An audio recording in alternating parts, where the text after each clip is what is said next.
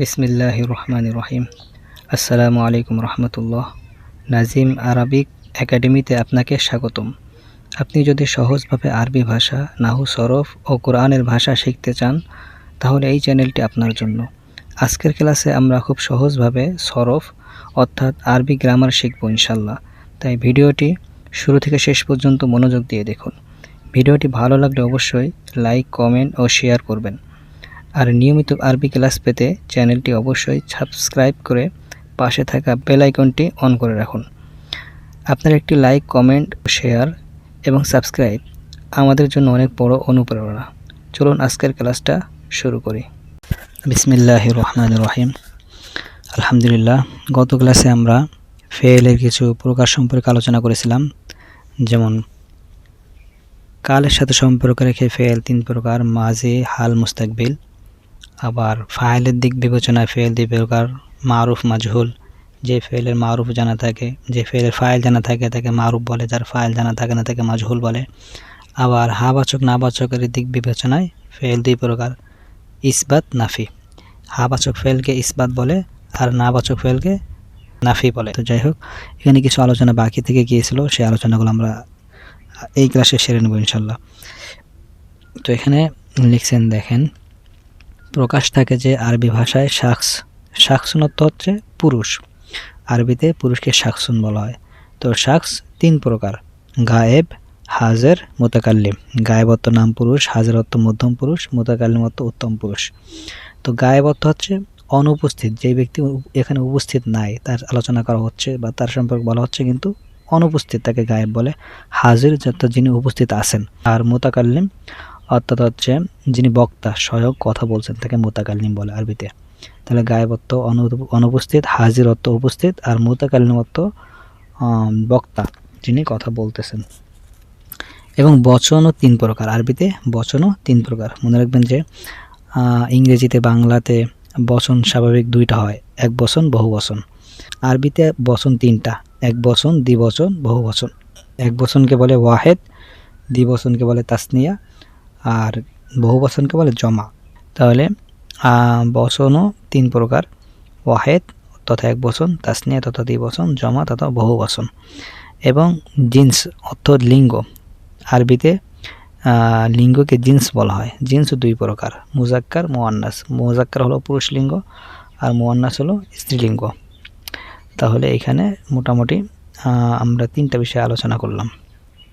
যে পুরুষ তিন প্রকার: গায়েব, হাজের, মুতাকাল্লিম। এবং বচন হলো তিনটা: ওয়াহেদ, তাসনিয়া, জমা। আর লিঙ্গ হলো দুইটা: মুজাক্কার, মুয়ান্নাস।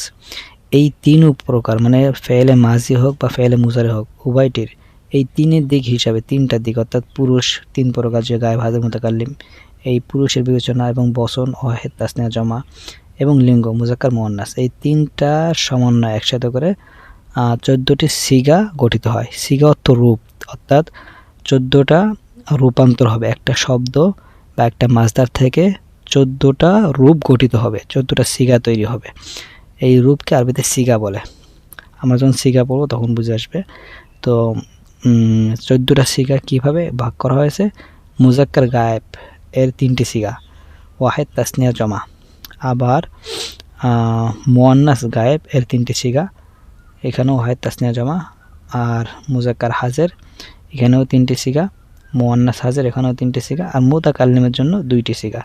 তো 3 3 6, আর 3 9, আর 3 12, আর 2 14। এখানে মোট 14টি সিগা গঠিত হবে। 14টি সিগার বিস্তারিত বিবরণ এই নিচে এখানে দেওয়া হলো। যদি আমরা এগুলো একটু বুঝি বা আলোচনা করি তাহলে বুঝে আসবে বিষয়টা। যেমন প্রথমে বলছে যে মুজাক্কার গায়েব। মুজাক্কার অর্থাৎ পুরুষ লিঙ্গ, আর গায়েব অর্থাৎ অনুপস্থিত, যিনি অনুপস্থিত নাই, অর্থাৎ নাম পুরুষ, পুংলিঙ্গ, পুরুষলিঙ্গ। নাম পুরুষ হবে, পুংলিঙ্গ হবে। এর 3টি সিগা, যে ওয়াহেদ, মুজাক্কার, গায়েব। এই মুজাক্কার গায়েবের 3টি সিগা, তো প্রত্যেকটার সাথে ওয়াহেদ লাগবে, তাসনিয়া লাগবে, জমা লাগবে, ব্যাস। ওয়াহেদ মুজাক্কার গায়েব, তাসনিয়া মুজাক্কার গায়েব, জমা মুজাক্কার গায়েব। মানে একজন পুরুষ অনুপস্থিত। ওয়াহেদ মানে একজন, মুজাক্কার মানে পুরুষ, আর গায়েব মানে অনুপস্থিত। ওয়াহেদ মুজাক্কার গায়েব একজন পুরুষ অনুপস্থিত, তাসনিয়া মুজাক্কার গায়েব দুইজন পুরুষ অনুপস্থিত, জমা মুজাক্কার গায়েব সকল পুরুষ অনুপস্থিত। এক বচন, দ্বিবচন, বহু বচন। এরপরে মুয়ান্নাস গায়েব এর 3টি সিগা, ওয়াহিদ মুয়ান্নাস গায়েব, তাসনিয়া মুয়ান্নাস গায়েব, জমা মুয়ান্নাস গায়েব। এখানেও সেম একবচন, দ্বিবচন, বহুবচন। জাস্ট শুধু ওয়াহিদ তাসনিয়া জমা, ওয়াহিদ তাসনিয়া জমা, একটা ওয়াহিদ তাসনিয়া একটা জমা, এতটুকুই চেঞ্জ হচ্ছে। ঠিক আছে। মুজাক্কার হাজের অর্থাৎ উপস্থিত পুরুষ, সামনাসামনি যে কথা বলা হয় বা যাকে সম্বোধন করা হয়, সম্বোধিত পুরুষ, তাকে মুজাক্কার হাজের বলা হয়। তো এই মুজাক্কার হাজেরের 3টে সিগা, ওয়াহিদ মুজাক্কার হাজের, তাসনিয়া মুজাক্কার হাজের, জমা মুজাক্কার হাজের, মানে একবচন, দ্বিবচন, বহুবচন। এরপরে মুয়ান্নাস হাজেরের 3টি সিগা, যেমন ওয়াহিদ মুয়ান্নাস হাজের, তাসনিয়া মুয়ান্নাস হাজের, জমা মুয়ান্নাস হাজের। মুতাকাল্লিম মুজাক্কার ইয়া মুয়ান্নাস, অর্থাৎ মুজাক্কার হোক অথবা মুয়ান্নাস হোক। মুতাকাল্লিমের 2টি সিগা, ওয়াহিদ মুতাকাল্লিম, জমা মুতাকাল্লিম। এটা মুজাক্কারও হতে পারে, মুয়ান্নাস হতে পারে। সো তাসনিয়া হতে পারে, জমা হতে পারে। 2টি সিগা, ওয়াহিদ মুতাকাল্লিম, জমা মুতাকাল্লিম। তো এখানে যদি বুঝে না আসে তাও সমস্যা নেই, এখানে জাস্ট এইগুলো মুখস্থ করার বিষয়। এই যে এখান থেকে নিয়ে একবারে নিচ পর্যন্ত এটা মুখস্থ করতে হবে, পুরোটা মুখস্থ করার বিষয়। যে কীভাবে মুখস্থ করবেন, ওয়াহিদ মুজাক্কার গায়েব, তাসনিয়া মুজাক্কার গায়েব, জমা মুজাক্কার গায়েব, ওয়াহিদ মুয়ান্নাস গায়েব, তাসনিয়া মুয়ান্নাস গায়েব, জমা মুয়ান্নাস গায়েব, ওয়াহিদ মুজাক্কার হাজির, তাসনিয়া মুজাক্কার হাজির, জমা মুজাক্কার হাজির, ওয়াহিদ মুয়ান্নাস হাজির, তাসনিয়া মুয়ান্নাস হাজির, জমা মুয়ান্নাস হাজির, ওয়াহিদ মুতাকাল্লিম, জমা মুতাকাল্লিম। জাস্ট এটা মুখস্থ করতে হবে। এবং এটা সেম ক্যাটাগরিতে বা সিরিয়ালে সিগা আছে, সিগাটাও মুখস্থ করতে হবে। এখন না বুঝলেও পরে বুঝে আসবে ইনশাল্লাহ। তো এখানে হচ্ছে 14টি সিগার নাম দেওয়া হলো এখানে জাস্ট। ঠিক আছে, 14টি সিগার নাম এখানে সিরিয়ালে দেওয়া হয়েছে, সামনে যাতে বুঝতে সুবিধা হয়, আলোচনা সুবিধার্থে এখানে নামগুলো দিয়ে দিয়েছে। তো সামনের ইনশাল্লাহ আলোচনা আসবে এখান থেকে, যে মাঝের সিগা কীভাবে গঠন করা হয়েছে, মাঝে কত প্রকার, কী কী ফেলে মাঝি কত প্রকার, ফেলে মুজারেক, ফেলে মাঝি 6 প্রকার, কীভাবে সিগা গঠন করতে হয়, সব বিস্তারিত আলোচনা এখানে আস্তে আস্তে আসে। তো এটা আমরা সামনের ক্লাসে আলোচনা করবো ইনশাল্লাহ। আপাতত আপনাদের এই ক্লাসে এই টাস্কগুলো থাকবে ইনশাল্লাহ, আপনারা এই টাস্কগুলো ফুলফিল করে ফেলবেন ইনশাল্লাহ। যে ইলমুস সরফ এর সংজ্ঞা, আলোচ্য বিষয়, উদ্দেশ্য বর্ণনা করো, এগুলো জাস্ট মুখস্থ রাখলে সুবিধা হয়, মুখস্থ রাখলে ভালো হয় বা সামনে বুঝতে পরবর্তী সুবিধা হয়। তাহলে ইলমুস সরফের সংজ্ঞা, আলোচ্য বিষয়, উদ্দেশ্য। এরপর কালিমা কাকে বলে, কালিমা কত প্রকারে, কী কী, আফআলে মুতাসাররিফা কাকে বলে, তা কত প্রকারে, কী কী, ফেলে মারুফ ও ফেলে মাজহুল কাকে বলে, উদাহরণসহ লেখো। ইসবাত ফেলে, ফেল ইসবাত, ফেলে নফি কাকে বলে, সিগার অর্থাৎ রূপ মোট কতটি, প্রত্যেকটি বর্ণনা দাও। জাস্ট আমরা সব আলোচনা করে আসছি, একবার দেখলেই হয়ে যাবে ইনশাল্লাহ।